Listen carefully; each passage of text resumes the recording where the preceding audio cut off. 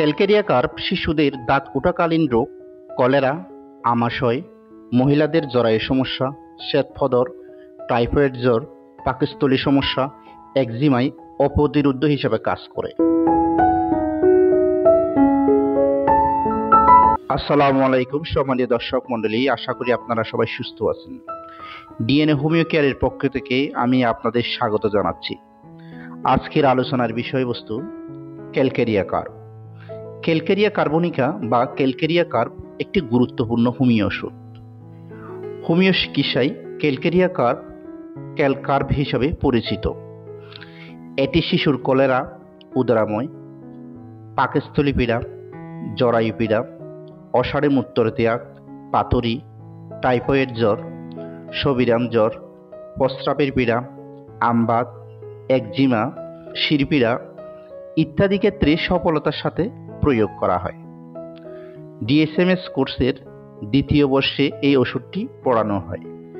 আজকে আমি ক্যালকেরিয়া কার্পের বৈশিষ্ট্য, উৎস, প্রাপ্তিস্থান, ক্রিয়াস্থান, প্রস্তুত প্রণালী, প্রভার, রোগ সৃষ্টির কারণ, ধাতুগত বৈশিষ্ট্য, মানসিক লক্ষণ, চরিত্রগত লক্ষণ, মায়াজম, প্রয়োগ, বিভিন্ন রোগে ব্যবহার ও সেবনবিধি নিয়ে বিস্তারিত আলোচনা করব।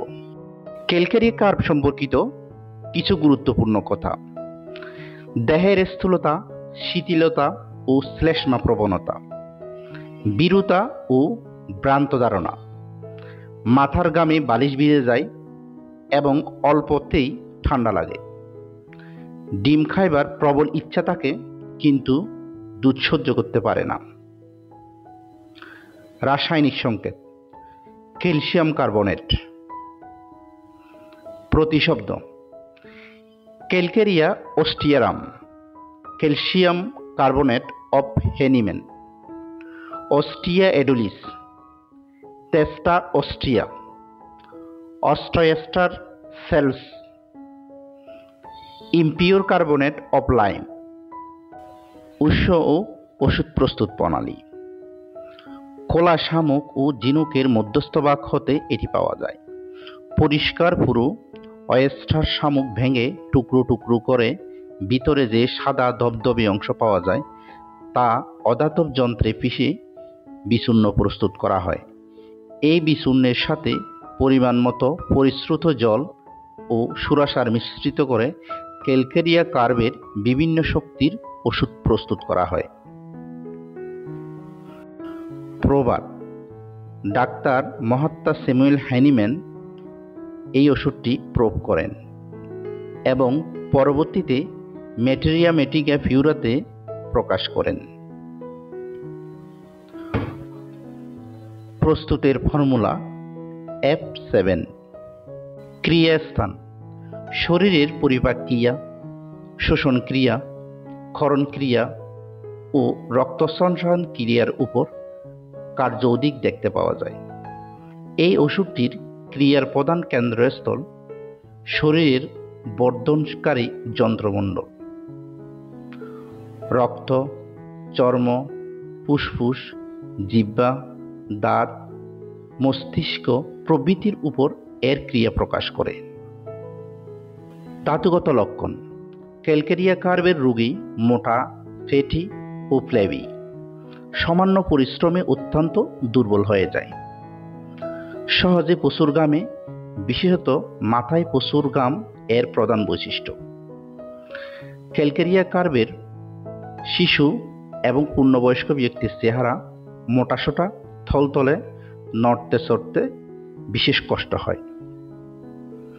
শিশুর হাড়গুলি নরম এবং মেতের অংশ অত্যাধিক, কিন্তু মাংসপেশি শিথিল, গলা ও হাত পা সরু, গ্রীবার গ্রন্থি ফুলা। পায়খানা, বমি, গাম টক গন্ধযুক্ত। শিশু দেরিতে হাঁটতে শিখে, দাঁত ওঠার সময় নানান প্রকার উপসর্গ প্রকাশ পায়। মেরুদণ্ড বাঁকা, শিশুকে ফ্যাকাশে দেখায়।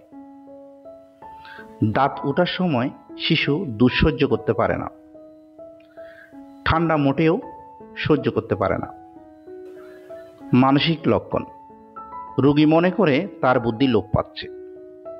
রোগী ভবিষ্যতে নিজের অমঙ্গল সম্বন্ধে শঙ্কিত থাকে। সন্ধ্যায় ভয় বৃদ্ধি পায়। সামান্য ব্যাপারেই অত্যন্ত চিন্তিত হয়। সন্ধ্যাবেলা এ ধরনের চিন্তা বেড়ে যায়। রোগী কোনো সংক্রামক রোগে আশঙ্কায় ভীত থাকে। মনে বিশৃঙ্খল অবস্থা, বুলো মন, অবসাদ থাকে। মানসিক উৎকণ্ঠার সাথে হৃদস্পন্দন বৃদ্ধি পায়। রোগী একঘেয়ে প্রকৃতির, সামান্য মানসিক পরিশ্রমে মাথা গরম হয়ে ওঠে। কোনো কাজকর্ম বা পরিশ্রম করতে ইচ্ছা করে না। চরিত্রগত লক্ষণ: রোগী দেখতে মোটাসোটা, মেদপূর্ণ। শিশুরা জড়পিণ্ডের ন্যায় দ্রুত নড়তে চড়তে পারে না। শিশুদের চর্ম লাল ও শুষ্ক, সমস্ত হাড় নরম, তারা চলতে শিখে না। হাত পা সরু, শরীরের আয়তন অপেক্ষা মাথাটি বড়, পেটটি আরও মোটা, বড় ও শক্ত দেখায়। মাথায় ঘাম হয়, ঘুমাইলে মাথার ঘামে বালিশ ভিজে যায়। মাথা, ঘাড়, পিঠ, বুক, উপরের সমস্ত অংশে ঘাম হয়। রোগী দেহ অভ্যন্তরে সর্বদা ঠান্ডা অনুভব করে। সামান্যতেই রোগীর ঠান্ডা লাগে। মেরুদণ্ডের অস্থি, হাত, পা ও অন্য স্থানের লম্বা অস্থিগুলি বাঁকা দেখায়। হাড় অসমান ও বাঁকাভাবে বৃদ্ধি পায়, বিকলাঙ্গ দেখায়। পীড়াভোগকালীন বা আরোগ্য অবস্থায় ডিম, গুরুপাক খাদ্য, মন্দ জিনিস খাইবার প্রবল ইচ্ছা থাকে, কিন্তু মাংসের প্রতি ঘৃণা দেখা যায়। টক পায়খানা, টক বমি, টক ডেকুর, সমস্ত শরীরে টক গন্ধ থাকে। স্ত্রী রোগদের ঘন ঘন এবং অধিক পরিমাণে ঋতুস্রাব হয়। স্রাব অনেক দিন পর্যন্ত থাকে, শেষে শরীর রক্তহীন হয়ে পড়ে। নাকে, কানে কিংবা মূত্রথলি অথবা জরায়ুতে পলিপাস বা এক প্রকারের মাংসপিণ্ড উৎপন্ন হয়। শ্বেতপদর বা সাদাস্রাব দুধের মতো। গলা, বগল, কর্ণমূল চুলকায়। দৃষ্টিশক্তি ঝাপসা হয়। যৌনি কপাটে স্ফীতি ও প্রদাহ দেখা দেয়। প্রসূতির স্তনে দুধের পরিমাণ স্বল্প, অথচ শক্ত ও ফুলা মনে হয়। প্রয়োগ ক্ষেত্র: শিশুদের দন্ত নির্গমনকালীন পীড়া, শিশুর কলেরা ও উদরাময়, পাকস্থলী পীড়া, রজকিচ্ছতা, জরায়ুর পীড়া, বাদক বেদনা, অষাঢ়ে মূত্রত্যাগ, পাথরি, টাইফয়েড জ্বর, সবিরাম জ্বর, প্রস্রাবের পীড়া, আমবাত, রেতপাতজনিত পীড়া, এপিলেন্সি, একজিমা, শিরপীড়া, চক্ষু ও নাসিকা পীড়া, কর্ণের পীড়া, থাইসিস প্রভৃতি পীড়ায় ক্যালকেরিয়া কার্ভ প্রয়োগ করা হয়।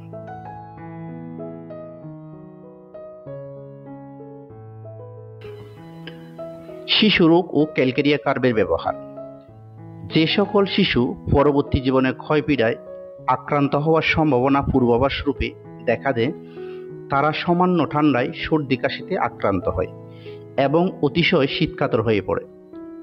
ব্রঙ্কাইটিস দেখা দেয়। ক্যালকেরিয়ার শিশু মেদপূর্ণ, জড়পিণ্ডের মতো, দ্রুত নড়তে চড়তে পারে না, চর্ম লাল ও শুষ্ক, সমস্ত হাড় নরম, অতি ধীরে পুষ্ট হয়। শিশুর ব্রহ্মতালু অনেক দিন পর্যন্ত অপুষ্ট থাকে। এর সাথে লিম্ফ্যাটিক গ্ল্যান্ডের স্ফীতি থাকে। হাত পা সরু, মাথা বড়, পেটটি আরও বড় ও শক্ত। দাঁত উঠতে দেরি হলে রোগী ক্রমশ মোটা হয়, কিন্তু এই মোটার স্বভাবটি শরীরের অস্থিগুলোর পরিপুষ্ট না হয়ে শুধু মাংসগুলো অস্বাভাবিকভাবে বেড়ে যায়। পাকস্থলীর রোগ ও ক্যালকেরিয়া কার্ভের ব্যবহার: রোগী মাংস, চর্বিযুক্ত খাদ্য ও সিদ্ধ দ্রব্য অপছন্দ করে। চা, কফি, কয়লা, ডিম, লবণ, মিষ্টি দ্রব্য এবং যা সহজে হজম হয় না এমন খাদ্য গ্রহণে আগ্রহ প্রকাশ করে। আহারের পরে জ্বালা পোড়া আরম্ভ হয়, জোরে ডেকুর ওঠে, প্রায় টক ডেকুর উঠে, টক বমি হয়, পেটে এক প্রকার ব্যথা হয় যা চাপ দিলে বাড়ে। সময়ে সময়ে রাক্ষসী ক্ষুধা দেখা যায়, গরম খাদ্যে অনিচ্ছা, ঠান্ডা খাবার সহ্য হয় না, কিন্তু ঠান্ডা পানি আগ্রহ দেখায়। উপরের পেটে ব্যথা হয়, স্পর্শ করলে বৃদ্ধি পায়। মধ্যাহ্নের পর হতে উদরাময় বৃদ্ধি হয়। শিশুদের দুধ সহ্য হয় না, দুধ খেলে দইয়ের ন্যায় ছাপ ছাপ গন্ধযুক্ত দই বমি হয়। মলের সঙ্গে জমা জমা অজীর্ণ দই নির্গত হয়। শিশুদের দাঁত ওঠাকালীন উদরাময় ও ক্যালকেরিয়া কার্ভের ব্যবহার। ক্যালকেরিয়ার শিশু দাঁত উঠতে দেরি হয় বলে জ্বর ও পেটের পীড়া হয় এবং তড়কা দেখা দেয়। শিশুর উদরাময়ে রোগী দুধ সহ্য করতে পারে না, যেমন দুধ খেয়ে দইয়ের ন্যায় ছাপ ছাপ টক গন্ধযুক্ত বমি করে, কিংবা পায়খানার সাথে দুধ জমে দইয়ের ন্যায় ছাপ ছাপ হয়ে বের হয়। শিশু সবসময় ক্ষুধা ও পিপাসায় কান্না করে। উদরাময়ে বিকালে ও সন্ধ্যায় বেশি হয়। ক্যালকেরিয়ার মল সাদা, সবুজ, খড়ির মতো, পানির মতো এবং অধিক পরিমাণে হয়। মল পচা ডিমের ন্যায় গন্ধযুক্ত। স্ত্রীরোগ। ক্যালকেরিয়া কার্ভ অনেকগুলো স্ত্রীরোগের ক্ষেত্রে সমস্যা সমাধান করে। রজকিচ্ছতা। যে সকল বালিকা মোটা, মাথা ও বুকে যাদের প্রায় রক্ত আধিক্য হয়, দেখতে মোটা ও হৃষ্টপুষ্ট, কিন্তু রক্তে লাল কণিকার পরিমাণ কম, অথচ সাদা কণিকার পরিমাণ বেশি, তাদের ক্ষেত্রে ঋতু সময় অতিবাহিত হওয়ার পরেও যদি ঋতু প্রকাশ না পায় এবং মধ্যে মধ্যে ঋতুকম্প, বুকে দরপড়ানি, শ্বাসকষ্ট ও মাথা ধরা দেখা দেয়, সিঁড়িতে উঠতে গেলে এদের কষ্ট বৃদ্ধি হয়। এই ধরনের লক্ষণের সাথে রজকিচ্ছতা থাকলে ক্যালকেরিয়া কার্ভ খুবই উপকারী। শ্বেতপদর। ছোট ছোট বালিকাদের এবং শ্লেষ্মা প্রদান ও গণ্ডমালার ধাতু বিশিষ্ট স্ত্রীলোকদের শ্বেতপদরে ক্যালকেরিয়া কার্ভ উপযোগী। শ্বেতপদরের স্রাব দুধের মতো সাদা, পরিমাণে অধিক, দমকা ও রজস্রাবের সাথে অধিক পরিমাণে নির্গত হয়। অনেক সময় স্রাবের সাথে যৌনিতে জ্বালা পোড়া ও চুলকানি থাকে। জরায়ুর পীড়া। তলপেট ভারীভূত হয়, প্রসব বেদনার মতো ঠেলামারা ব্যথা থাকে, জরায়ুতে সুস্ফুটানোর মতো ব্যথা, ঋতু নিয়মিত সময়ের পূর্বে শুরু হয় এবং অধিক পরিমাণে স্রাব যায়। এই সকল লক্ষণের ক্ষেত্রে ক্যালকেরিয়া কার্ভ খুবই উপযোগী। পাথরি রোগ। পিত্তপাথরি এবং মূত্র এই উভয় প্রকারের রোগেই ক্যালকেরিয়া কার্ভ উপকারী। ডাক্তার হিউজেস বলেছেন, ভয়ানক বেদনার সময় ক্যালকেরিয়া কার্ভ এর 30 বা 200 শক্তি 2 বা 1 মাত্রা সেবনে খুবই উপকার হয়, যাতে ক্লোরোফর্ম, মরফিয়া ইত্যাদিরও প্রয়োজন হয় না। ক্যালকেরিয়া পিত্তপাথরিতে একটি প্রতিষেধক ওষুধ। বেদনার সময় রোগীর গাম হয়। অনিদ্রা ও ক্যালকেরিয়া কার্ভের ব্যবহার। যেখানে অনিদ্রায় ঘন্টার পর ঘন্টা চলে যায়, এমনকি সারা রাত্রি ঘুম হয় না, সেখানে ক্যালকেরিয়া কার্ভ খুবই উপকারী। কিছুদিন এই অনিদ্রা থাকলে ধীরে ধীরে অন্য কোনো রোগের সৃষ্টি হয়।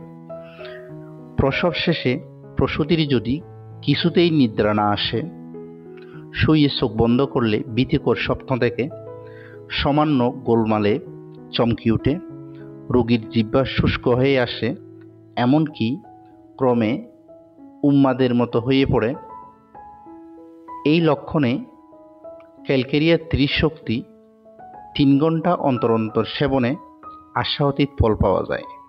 জ্বর ও ক্যালকেরিয়া কার্ভের ব্যবহার। জ্বর আসার সময় বেলা 11টা কিংবা 2টা, সন্ধ্যা 6টা, একদিন বেলা 11টায়, পরের দিন 4টায়। এরূপ পর্যায়ক্রমে জ্বর আসে। শীত অবস্থায় পাকস্থলী হতে শীত আরম্ভ হয়, পিপাসাযুক্ত বা পিপাসা শূন্য।